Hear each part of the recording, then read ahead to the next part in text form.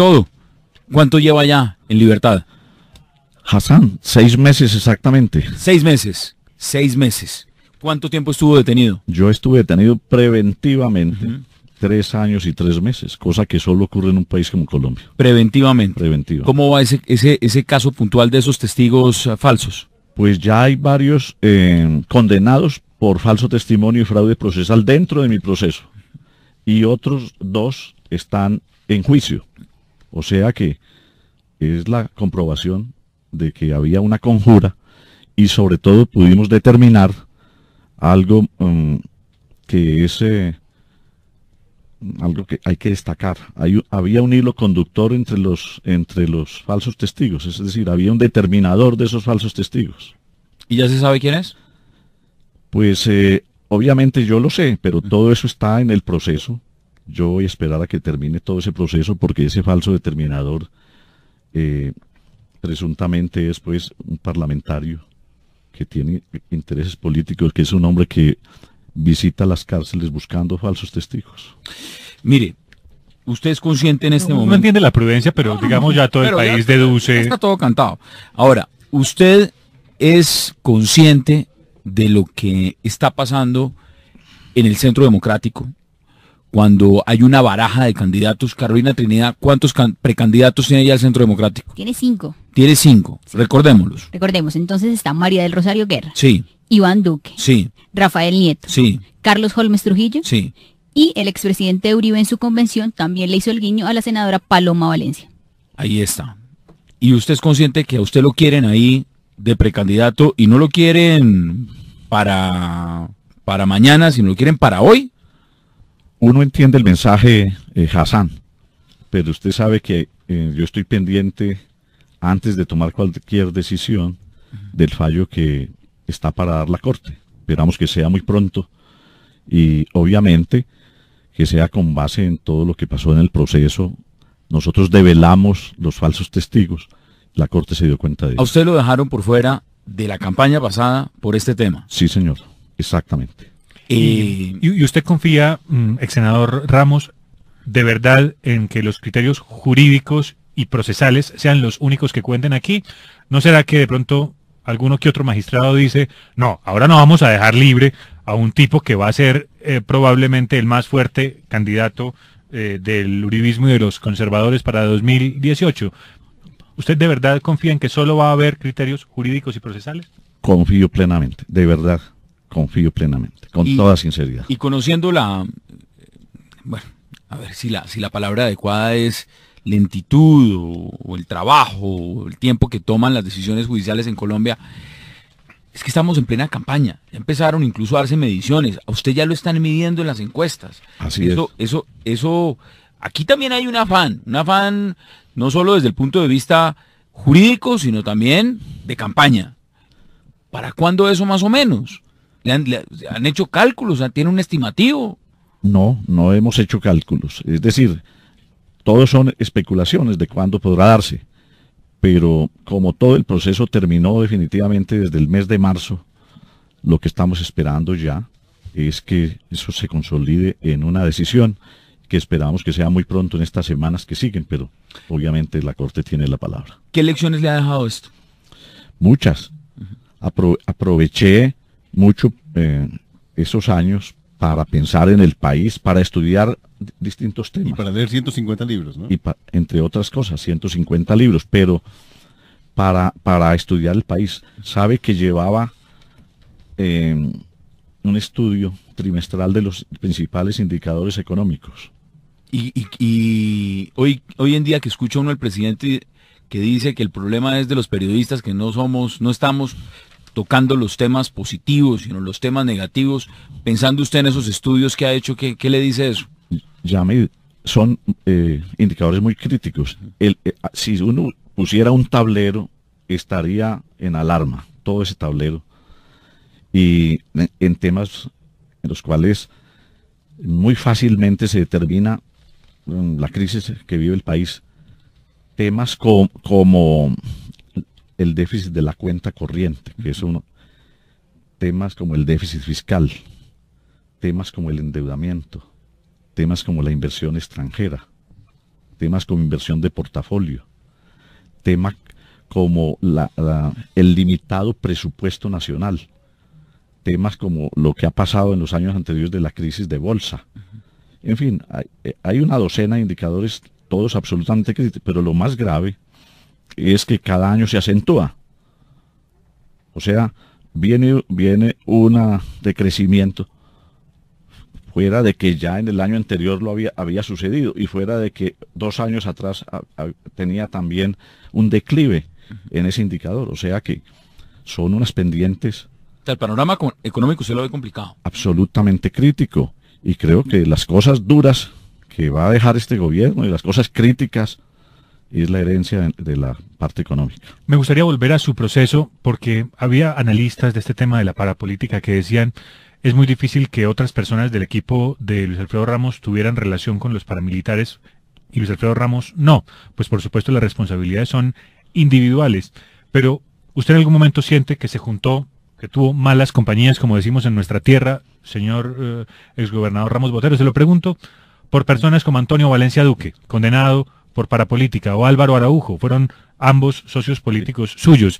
¿En este caso usted siente que tuvo malas compañías? Sí, son personas que llegan a los partidos y uno no conoce muchas veces las actividades de ellos y por cualquier cosa en un momento quedan incluidos en esos temas.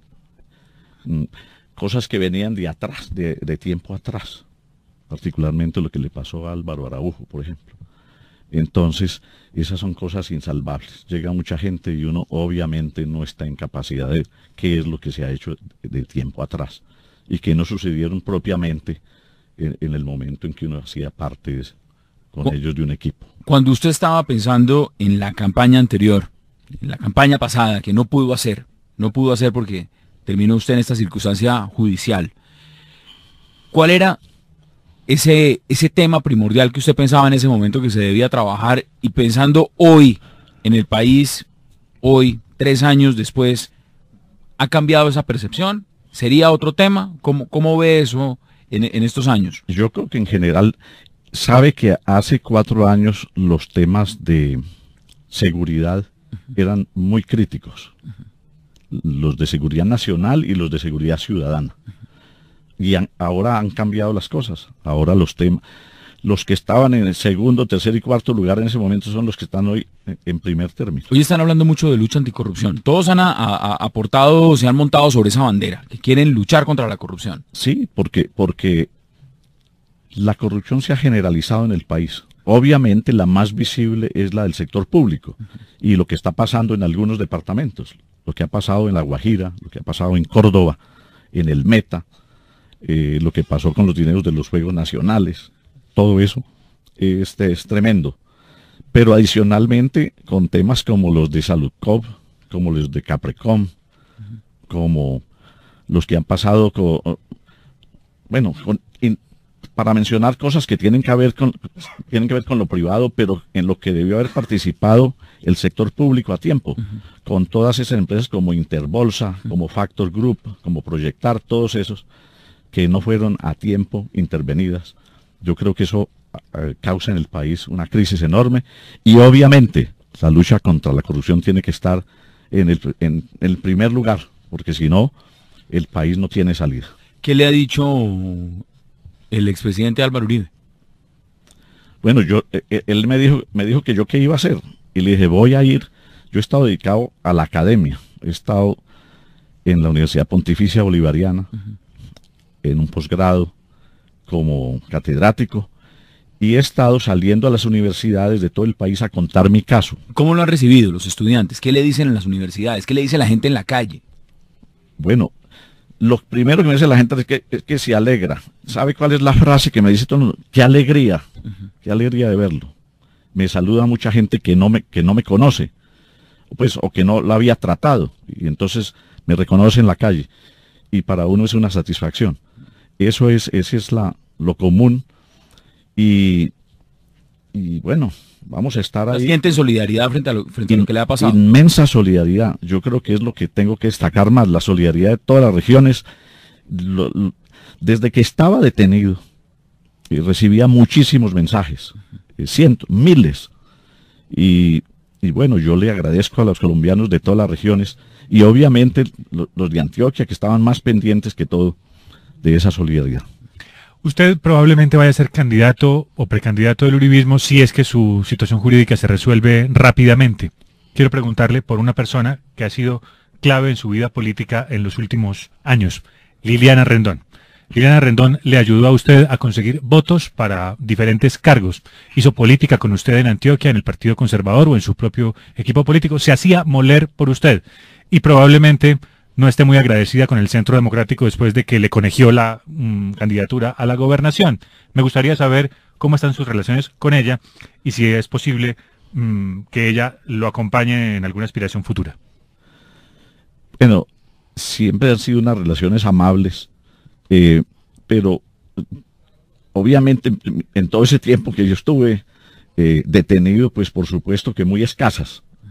Y posteriormente también, porque como no he estado en la cosa política propiamente, yo no he ido a ningún directorio, no he ido a reuniones políticas, he estado solo ventilando mi caso, esperando mi fallo. Recuerde muy bien que mi proceso terminó solo el 6 o 7 de marzo de este año. Así que... ¿Pero usted hubiera querido que ella fuera gobernadora de Antioquia? Me hubiera gustado que ella hubiera sido. Estoy seguro que si le hubieran dado la oportunidad lo hubiera sido. Doctor Luis Alfredo Ramos, usted dice que no ha ido a directorios políticos, a reuniones políticas, pero sí ha tenido acercamientos con el partido, su partido también, el Partido Conservador, con el presidente de esta colectividad, Hernán Andrade. Me he encontrado con Hernán Andrade en un par de oportunidades y hemos conversado con muchas personas de la actividad política con los que se encuentra uno en el camino. ¿Y cómo ve a los conservadores? ¿Los ve bien? ¿Los ve unificados por fin? ¿O sigue la mitad con la mermelada y la otra mitad mirando a ver qué hace? Los veo todavía en el gobierno. ¿Los ve en el gobierno? Todavía. Mire, aquí estuvo la senadora Claudia López y dijo algo que a mí me causó mucho interés por una razón. Ella dice, mire, esta campaña presidencial no va a ser una campaña individual, esta va a ser una campaña de alianzas. Y el que logre hacer la mejor alianza es el que va a ganar las presidenciales. Y de ahí que muchos estén pensando que el Centro Democrático tiene que jugar alianzas estratégicas. Y la alianza más cercana es con los conservadores. Usted es esa ficha clave que para algunos tiene la posibilidad de sumarlos a los dos. ¿Usted se ve también de esa forma? Sabe una cosa, las alianzas son muy importantes. Pero lo más importante en la política en Colombia, en el mundo, es la persona que encarne la alianza. Es absolutamente. La alianza sola no gana. O sea, que busquen unos juntar partidos, eso al final queda de segundo. Es ¿quién va a poner la cara? Exactamente. Y eso es lo que ha pasado en todo el mundo. Quisiera volver, ex senador Ramos, al tema local de la política en Antioquia. Porque usted dice, bueno, casos como el de Antonio Valencia Duque o el de Álvaro Araujo son de actividades que ellos probablemente hicieron antes de que hicieran política conmigo. Asimismo puede usted definir la relación de Óscar Suárez Mira y del clan Suárez Mira de Bello. Es un grupo político muy cuestionado. Óscar Suárez Mira, ex senador del Partido Conservador, fue aliado político suyo en el pasado y hoy está prófugo de la justicia. César Suárez Mira, del mismo clan, está hoy con casa por cárcel y han tenido un manejo muy controversial y judicializado de su comportamiento en los asuntos políticos y públicos. De ese apoyo que en algún momento usted recibió de los Suárez Mira, ¿qué tiene que decir? Pues no de los... Ellos entraron al mismo equipo del que yo hacía parte y desafortunadamente cuando ellos ya estaban adentro les resultó un problema que había tenido de tiempo atrás. O sea que no es una cosa que haya sucedido mientras estaban participando en cualquier determinación de este equipo. Pero le quiero decir... Pero uno como dirigente, doctor Ramos, no le corresponde mirar con quién se junta para determinar, pues, sí, digamos... Sí. Lo mismo que le hubiera pasado al presidente Santos con las personas que han metido a la cárcel para política mientras él ha sido presidente y estuvieron en su equipo, trabajan con el presidente Santos. Desafortunadamente aquí esa parapolítica contagió todos los partidos. Los únicos que no están contagiados son los nuevos. Empezando Cambio Radical. Cambio Radical metido en todos todo. Los partidos. Y el partido de la U metido en todo. Y el Partido Liberal y el Partido Conservador. Pero esa elección de modo que los menos quizás fueron los que llegaron al equipo del que yo hice parte. Esa lección, ¿usted cree que se ha aprendido en Colombia y es la hora de hacer los filtros, de hacer los avales, de dar los controles? Creo que en eso hay que poner suma atención para evitar precisamente que lleguen personas que tienen algún cuestionamiento o inclusive una investigación de tiempo atrás. Porque muchas veces son investigaciones que vienen de 6, 7, 8 o 10 años y seguramente creen que no va a pasar nada. Y resulta que sí estallan pero también eso entra en una contravía de los que pregonan abiertamente y dicen, a ver, ¿y dónde dejamos la presunción de inocencia? Entonces, a la gente por una investigación, entonces, le cerramos las puertas de absolutamente todo, como si estuvieran ya condenadas, y el caso suyo es muy puntual y muy dicientes por eso, es porque a una persona, por una investigación inmediatamente, se le da una medida de privación de la libertad, se saca de la contienda política y después le dicen, un momento, es que resulta que los testigos que lo acusaron son testigos falsos. Así es, y sobre todo que aquí muchas veces las investigaciones salen a relucir, muchas veces, y las falsas también, en la época preelectoral, de modo que eso es así. Una persona está investigada y llega a un equipo político y seguramente la gente cree a esta persona no le va a pasar nada, pero después le aplican la norma estrictamente y lo condenan o lo llevan a la cárcel. Doctor Luis Alfredo Ramos, muchas preguntas, muchos comentarios de los oyentes, muchos saludos le envían especialmente desde el departamento de Antioquia y trato de reunir una de esas inquietudes en lo siguiente. El Centro Democrático, digamos que podría tener dos vertientes, una hacia hacer trizas el proceso de paz y otra hacia el así no. En una eventual candidatura suya, ¿cuál de estas dos líneas definiría más su perfil? Yo, sobre ese tema, pues no he pronunciado muy poco, escasamente en una entrevista que me hizo el periódico El Espectador. Y yo he dicho que hay que construir sobre lo construido. Hay unas cosas que quedan de los acuerdos que deben permanecer. Si las FARC van a dejar definitivamente las armas, si no van a seguir con la comisión de los delitos de extorsión y de secuestro y de apoyar todos los cultivos ilícitos, todo de lo que ellos han vivido.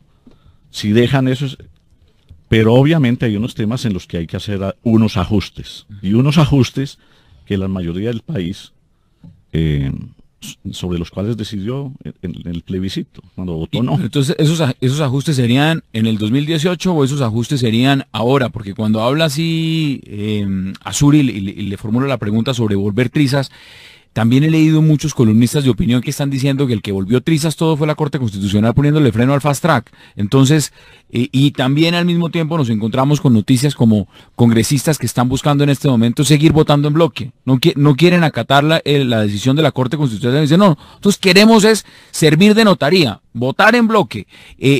¿Eso se va a terminar volviendo trizas es ahora o después? No, yo creo que ahora seguramente se votarán algunos temas con las reglas de juego y con las que impone la Corte Constitucional, con la interpretación que da a la Carta.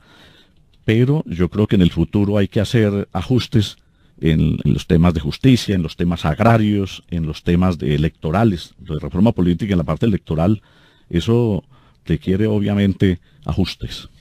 Voy a hacerle una pregunta nada original, lo reconozco, pero esta pregunta con la anuencia suya, señor director, más faltaba tiene varios componentes. Defíname, por favor, en una palabra, lo primero que se le venga a la cabeza frente a estos nombres. Germán Vargas Lleras. Un vicepresidente muy activo. Gustavo Petro. Un fracaso en Bogotá. Sergio Fajardo. Un escritor de libros sin éxito. Claudia López. Una señora que grita mucho. Juan Manuel Santos. Un presidente con muchos problemas.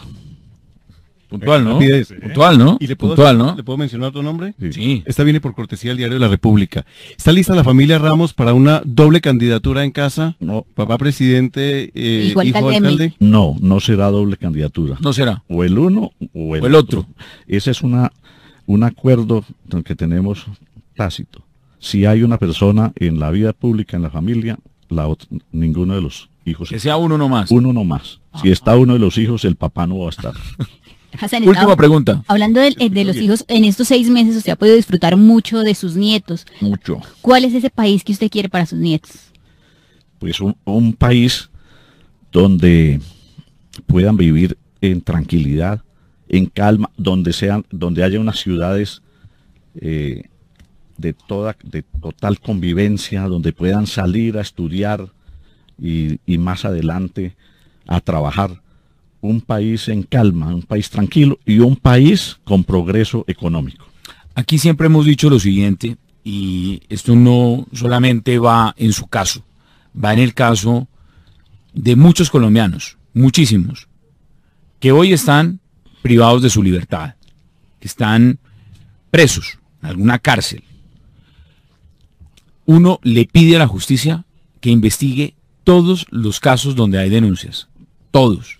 Y uno le pide a la justicia que condene a los delincuentes, pero que los condene en derecho, que los condene con pruebas. Pero uno no puede seguir permitiendo en Colombia testigos falsos. Uno no puede seguir en Colombia permitiendo montajes judiciales. Uno no puede seguir en Colombia dañándole la vida a las personas y a las familias basado en montajes. Y yo creo que usted, seguramente por eso tantas personas en la calle tienen solidaridad con usted. Porque al final de cuentas, lo que uno pide es que se respete la presunción de inocencia. No se puede seguir teniendo a la gente presa con testigos falsos. Yo no puedo dejarlo ir de acá sin preguntarle por la pregunta del día. Porque es que nosotros aquí damos ejemplos todos los días.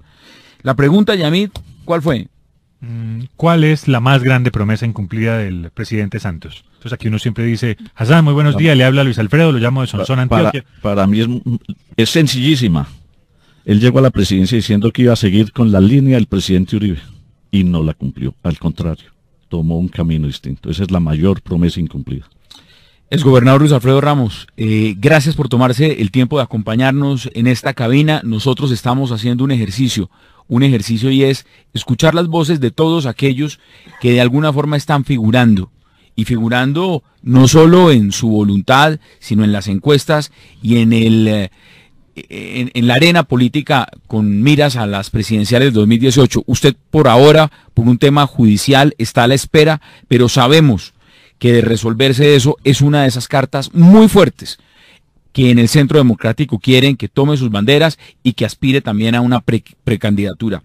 De nuevo, gracias por estos minutos. Muchas gracias, Hassan, a usted, a todo su equipo de trabajo, y ahí estaremos en la lucha, esperando primero esta decisión de la Corte y luego ya veremos dónde nos lleva mi Dios.